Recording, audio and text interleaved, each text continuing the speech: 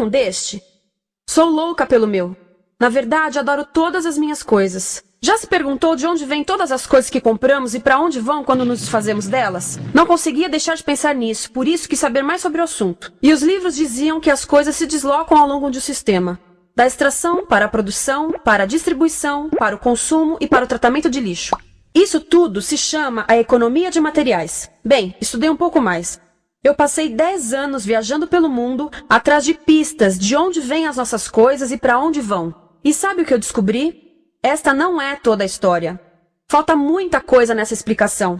Em primeiro lugar, neste sistema parece que está tudo bem, sem problemas. Mas, na verdade, é um sistema em crise, porque trata-se de um sistema linear. E nós vivemos num planeta finito. E não se pode gerir um sistema linear num planeta finito, indefinidamente. Em todas as suas etapas, este sistema interage com o mundo real. A vida real não acontece numa página em branco. Interage com sociedades, culturas, economias, o ambiente. E durante as etapas, a vida vai se chocando contra seus limites. Limites que aqui não vemos porque o diagrama está incompleto.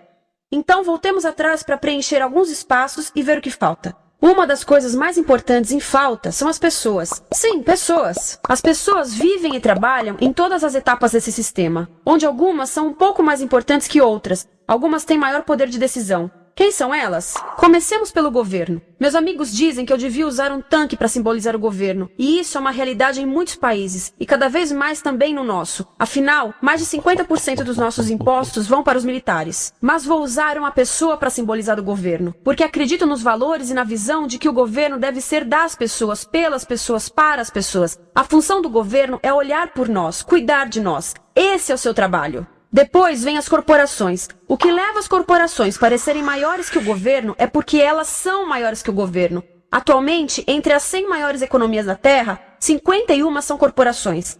À medida que as corporações foram crescendo, em tamanho e poder, assistimos a uma pequena mudança no governo, como se estivessem mais preocupados com o bem-estar deles do que com o nosso. Muito bem, então vejamos o que mais falta nessa imagem. Começaremos pela extração, que é uma palavra pomposa para exploração de recursos naturais, que por sua vez é uma palavra pomposa para destruir o planeta. A verdade é que cortamos as árvores, arrebentamos as montanhas para extrair os metais, consumimos toda a água e exterminamos os animais. Aqui enfrentamos o nosso primeiro limite. Estamos ficando sem recursos naturais. Estamos utilizando demasiados materiais. Sei que isto pode ser difícil de ouvir, mas é a verdade. Por isso temos que lidar com isso. Durante apenas as 3 últimas décadas, foram consumidos 33% dos recursos naturais do planeta.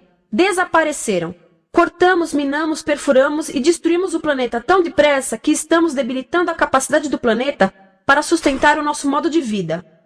Aonde eu vivo, nos Estados Unidos, resta-nos menos de 4% da nossa floresta original. 40% dos cursos de água estão impróprios para o consumo. E o nosso problema não é apenas estarmos utilizando demasiados recursos, mas o fato de estarmos utilizando mais do que a nossa parte. Temos 5% da população mundial, mas usamos 30% dos recursos mundiais. Se todos consumissem ao ritmo dos Estados Unidos, precisaríamos de 3 a 5 planetas. E sabem uma coisa? Só temos um. Então, a resposta do meu país a essa limitação é simplesmente ir tomar dos outros. Este é o terceiro mundo, que alguém dirá tratar-se apenas de uma expressão para designar o local para onde foram as nossas matérias-primas. E o que é que acontece? A mesma coisa, destruição do local. 75% das zonas de pesca do planeta estão sendo exploradas ao máximo ou além da sua capacidade. Desapareceram 80% das florestas originais do planeta. Só na Amazônia perdemos 2.000 árvores por minuto, o equivalente a um campo de futebol por minuto. Então, e as pessoas que vivem aqui? Bem, de acordo com esses sujeitos, eles não são donos desses recursos, mesmo que vivam lá há gerações. Não são donos dos meios de produção, nem compram muitas coisas. Nesse sistema, quem não possui nem compra muitas coisas não tem valor. A seguir, as matérias-primas seguem para a produção, aonde utilizamos energia para misturar químicos tóxicos com recursos naturais para produzir produtos contaminados com tóxicos. Há atualmente no comércio mais de 100.000 químicos sintéticos. Apenas um punhado foi testado para avaliar o seu impacto na saúde, e nenhum foi testado em relação aos impactos sinérgicos na saúde, ou seja, a interação com todos os outros químicos aos quais estamos expostos diariamente. Por isso, desconhecemos o impacto total deles na saúde e no ambiente. Mas sabemos uma coisa: os tóxicos entram e saem. Enquanto continuarmos a introduzi-los nos nossos sistemas de produção industrial, continuaremos a inserir esses tóxicos nos produtos que levamos para nossas casas, trabalho e escolas, e claro, para nossos corpos. Como os BFRs, ou retardantes de incêndio à base de brometo, que tornam as coisas mais resistentes ao fogo, mas são super tóxicos. São neurotóxicos, ou seja, tóxicos para o cérebro. O que é que estamos fazendo usando esses químicos? Apesar disso, os usamos em nossos computadores, eletrodomésticos, sofás, colchões e até alguns travesseiros. Sim, pegamos nossos travesseiros, os revestimos com neurotoxinas, levamos para casa e dormimos por 8 horas com eles. Não sei, mas acho que num país com tanto potencial, poderíamos ter uma maneira melhor de evitar que as cabeças peguem fogo à noite. Sabia que essas toxinas vão se acumulando ao longo da cadeia alimentar e se concentram nos nossos corpos? Sabe qual é o alimento do topo da cadeia alimentar com o nível mais elevado de químicos tóxicos? O leite materno. Isto significa que os menores membros das nossas sociedades, os nossos bebês, recebem as maiores doses de químicos tóxicos das suas vidas a partir do leite das suas mães. Não acha que é uma incrível violação? A amamentação deveria ser o mais importante ato humano de nutrição. Deveria ser algo sagrado e seguro. A amamentação continua a ser o melhor e as mães devem amamentar, mas nós deveríamos proteger esse ato. Eles deviam protegê-lo. Eu pensava que zelavam pelos nossos interesses. As pessoas que mais sofrem com esses produtos químicos são os trabalhadores das fábricas. Muitos são mulheres em idade reprodutiva, que trabalham com toxinas que afetam a gestação, carcinogênicos e muito mais. Agora eu pergunto, que tipo de mulher em idade reprodutiva trabalharia no emprego deste, exposta a estas toxinas, a não ser uma mulher sem outra alternativa? Essa é uma das maravilhas desse sistema. A erosão dos ecossistemas e economias locais, aqui, garante um fluxo constante de pessoas sem alternativas. No mundo, há 200 mil pessoas por dia se deslocando de ambientes que as sustentaram ao longo de gerações para cidades, onde muitas vivem em bairros de lata, à procura de emprego, por mais tóxico que seja. Não só os recursos são desperdiçados ao longo desse sistema, mas também pessoas, comunidades inteiras são desfeitas. Sim, as toxinas entram e saem. Muitas delas saem das fábricas em produtos, e muitas mais saem como subprodutos, ou poluição. E estamos falando de muita poluição. Nos Estados Unidos, as indústrias admitem liberar mais de 1.800.000 quilos de químicos tóxicos por ano. Deve ser muito mais, porque isso é o que eles admitem. Trata-se de outro limite, porque quem quer ver e respirar 1.800.000 quilos de químicos tóxicos por ano? Então o que eles fazem? Mudam as fábricas poluidoras para o estrangeiro, para poluir outros países. Mas, surpresa, grande parte dessa poluição volta para nós trazida pelo vento. E o que acontece depois de todos os recursos naturais serem transformados em produtos? Passam por aqui, para a distribuição, o que significa vender todo o lixo contaminado com toxinas o mais rápido possível. Aqui, o objetivo é manter os preços baixos, com as pessoas comprando os produtos em constante movimento. Como eles mantêm os preços baixos? Pagam salários baixos aos trabalhadores das lojas e restringem o acesso aos seguros de saúde sempre que podem. Tudo se resume em exteriorizar os custos. O verdadeiro custo da produção não se reflete no preço. Em outras palavras, não pagamos aquilo que compramos. Outro dia estive pensando nisto. Ia a caminho do trabalho e queria ouvir as notícias. Por isso entrei numa loja para comprar um rádio. Encontrei um pequeno rádio verde engraçado que custava $4,99. Na fila do caixa pensei, como $4,99 podem refletir o custo da produção e transporte desse rádio até ele chegar nas minhas mãos? O metal deve ter sido extraído na África do Sul.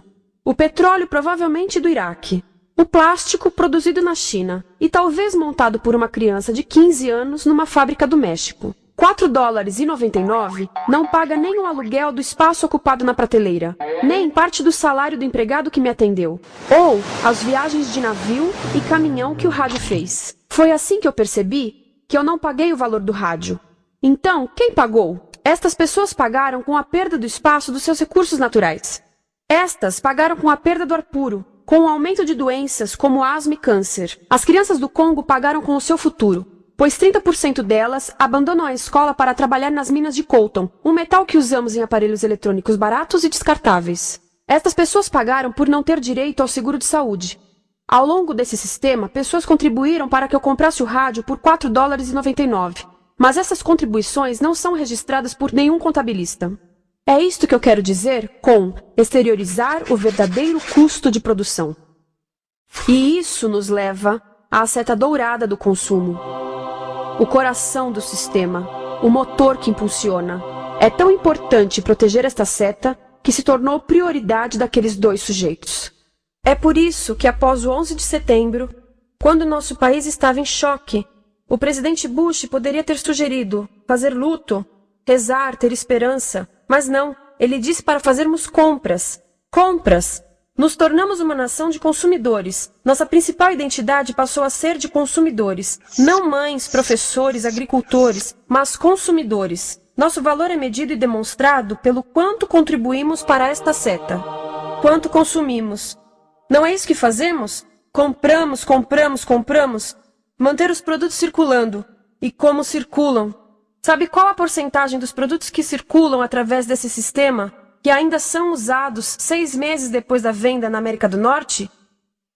50%? 20%? Não, 1%. 1. Em outras palavras, 99% das coisas que nós cultivamos, processamos, transformamos, 99% das coisas que percorrem o sistema são lixo em menos de 6 meses. Como é que podemos gerir um planeta com esse nível de rendimento? Mas não foi sempre assim. Hoje, o consumidor médio americano consome o dobro que há 50 anos. Pergunte à sua avó. No tempo dela, a boa gestão, a engenhosidade e a poupança eram valorizados. Então, como é que isso aconteceu? Bem, não aconteceu simplesmente. Foi planejado. Pouco depois da Segunda Guerra Mundial, estes sujeitos estudavam a forma de impulsionar a economia. O analista de vendas Victor Lebow articulou a solução que se tornaria a norma de todo o sistema. Ele disse: a nossa enorme economia produtiva exige que façamos do consumo a nossa forma de vida, que tornemos a compra e o uso de bens em rituais, que procuremos a nossa satisfação espiritual, a satisfação do nosso ego no consumo. Precisamos que as coisas sejam consumidas, destruídas, substituídas e descartadas a um ritmo cada vez maior. O conselheiro econômico do presidente Eisenhower disse: o principal objetivo da economia americana é produzir mais bens de consumo. Mais bens de consumo? O nosso principal objetivo? Não é providenciar cuidados médicos, ou educação, ou transportes seguros, ou sustentabilidade, ou justiça? Bens de consumo? Como é que eles nos fizeram adotar esse sistema de forma tão entusiástica? Bem, 2 das suas estratégias mais bem-sucedidas são a obsolescência planejada e a obsolescência perceptiva. A obsolescência planejada é uma outra forma de dizer criado para ir para o lixo. Eles fazem as coisas de modo que sejam inúteis tão rápido quanto possível para jogarmos fora e voltarmos a comprar. Isso é óbvio em sacolas ou copos de plástico, mas verifica-se isso em coisas maiores como esfregões, DVDs, máquinas fotográficas, churrasqueiras, quase tudo, até computadores. Já reparou que quando compra um computador, a tecnologia muda tão rápido que em poucos anos se torna quase um impedimento para a comunicação? Fiquei curiosa e abri um desses computadores para ver o que tinha dentro, e descobri que a peça que se muda a cada ano é apenas uma pecinha no canto. Mas não se pode mudar apenas essa peça, porque cada nova versão tem um formato diferente. Tem que jogar tudo fora e comprar um novo. Estive lendo sobre o design industrial da década de 50, quando a obsolescência planejada começou a aparecer. Esses designers eram muito claros sobre o assunto. Chegavam a debater quão rápido conseguiam que um aparelho avariasse, mas de modo que o consumidor mantivesse fé suficiente para ir comprar outro. Foi tão intencional, mas as coisas não avariam suficientemente rápido para manter essa seta funcionando. Por isso existe também a obsolescência perceptiva. A obsolescência perceptiva nos convence a jogar fora coisas que ainda são perfeitamente úteis. Como fazem isso? Mudam a aparência das coisas. Por isso, se comprou suas coisas há alguns anos, todos percebem que você não tem contribuído para essa seta. E como o nosso valor depende da nossa contribuição para essa seta, isso pode ser embaraçoso. Por exemplo, se eu tiver o mesmo monitor de computador gordo e branco na minha mesa por 5 anos e a minha colega tiver comprado um computador novo, ela vai ter um monitor plano brilhante que combina com o computador, com o celular e até com as canetas. Ela parece estar operando uma nave espacial e eu pareço que tenho uma máquina de lavar na mesa. A moda é outro bom exemplo. Já se perguntou por que os saltos dos sapatos das mulheres passam de largos para finos num ano e no próximo de finos para largos? Não é por haver um debate sobre qual deles é mais saudável. É porque usar saltos largos num ano de saltos finos mostra que você não contribuiu recentemente para a seta.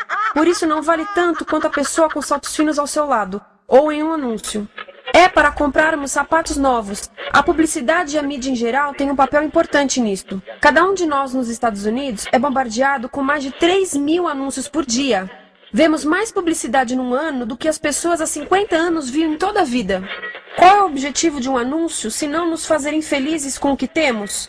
Por isso, nos dizem 3.000 vezes por dia que nosso cabelo está errado, nossa pele, nossa roupa, nossos móveis, nossos carros, nós estamos errados. Mas tudo se resolve se formos às compras. A mídia também ajuda a esconder tudo isto e isto. Por isso, a única parte da economia que vemos são as compras. A extração, produção e envio para o lixo acontecem fora do nosso campo de visão. Por isso, nos Estados Unidos, temos mais coisas do que tivemos antes, mas pesquisas mostram nossa felicidade declinando. Nossa felicidade teve seu pico na década de 50, a mesma época em que a febre consumista explodiu. Coincidência interessante. Acho que sei o porquê. Temos mais coisas, porém menos tempo para o que realmente nos faz felizes. Amigos, família, tempo livre. Estamos trabalhando mais do que nunca. Analistas dizem que não temos tão pouco tempo livre desde a sociedade feudal. E sabem quais são as duas atividades que mais fazemos no pouco tempo livre que temos? Ver televisão e fazer compras.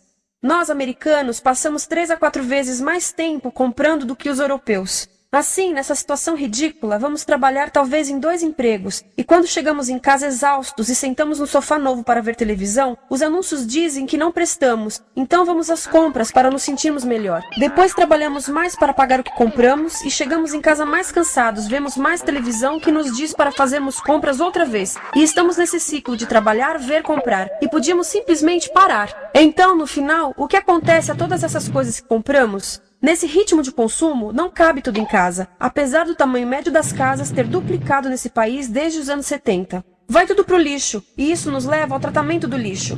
Essa é a parte da economia de materiais que conhecemos melhor, porque nós temos de levar o lixo até a esquina. Cada americano produz 2 quilos de lixo por dia, o dobro do que fazíamos há 30 anos. Todo esse lixo ou é despejado num aterro, que é um grande buraco no chão, ou ainda pior, primeiro é incinerado e depois despejado no aterro. As duas formas poluem o ar, o solo, a água, sem esquecer que alteram o clima. A incineração é realmente ruim. Lembra daqueles tóxicos da fase da produção? Bem, queimar o lixo libera esses tóxicos no ar. Pior ainda, produz supertóxicos novos, como a dioxina. A dioxina é a substância mais tóxica feita pelo homem, e os incineradores são a principal fonte de dioxina. Isso significa que podemos parar a principal fonte da mais tóxica substância conhecida e feita pelo homem, simplesmente parando de queimar o lixo. E podemos parar hoje. Algumas empresas não querem criar aterros e incineradores aqui. Por isso, também exportam os resíduos. Então, e a reciclagem? A reciclagem ajuda? Sim, a reciclagem ajuda. Ela reduz o lixo nessa extremidade e depois reduz a pressão para minerar e colher mais nessa extremidade. Sim, todos devemos reciclar, mas reciclar não é o suficiente. Reciclar nunca será suficiente, por 2 razões. Primeiro, o lixo que vem das nossas casas é apenas a ponta do iceberg. Para cada saco de lixo que deixamos na esquina, 70 sacos de lixo são criados anteriormente, só para fazer o lixo desse saco que deixamos na esquina. Assim, mesmo que pudéssemos reciclar 100% do lixo das nossas casas, não se chegaria ao coração do problema. Além disso, grande parte do lixo não pode ser reciclado, ou porque contém demasiados tóxicos, ou porque é criado de início para não ser reciclável. Como aquelas caixas de suco, que têm as camadas de metal, papel e plástico, todas coladas. Não dá para separar essas camadas para reciclá-las. Como se vê, é um sistema em crise. Por todo o percurso, estamos batendo em limites, do clima em mudança ao decréscimo da felicidade. Simplesmente não está funcionando. Mas a parte boa de um problema tão generalizado é haver tantos pontos de intervenção.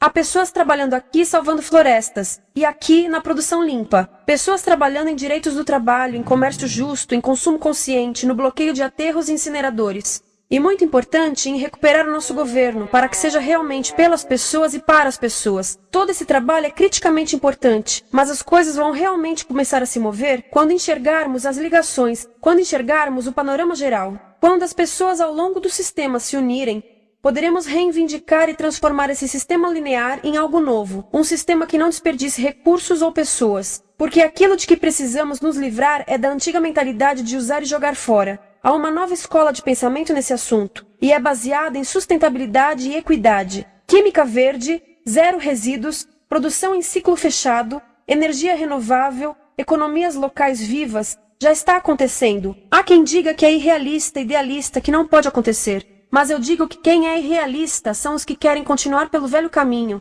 Isso é que é sonhar. Lembre-se que a velha forma não aconteceu por acaso. Não é como a gravidade que temos que conviver. As pessoas a criaram, e nós também somos pessoas. Por isso vamos criar algo novo.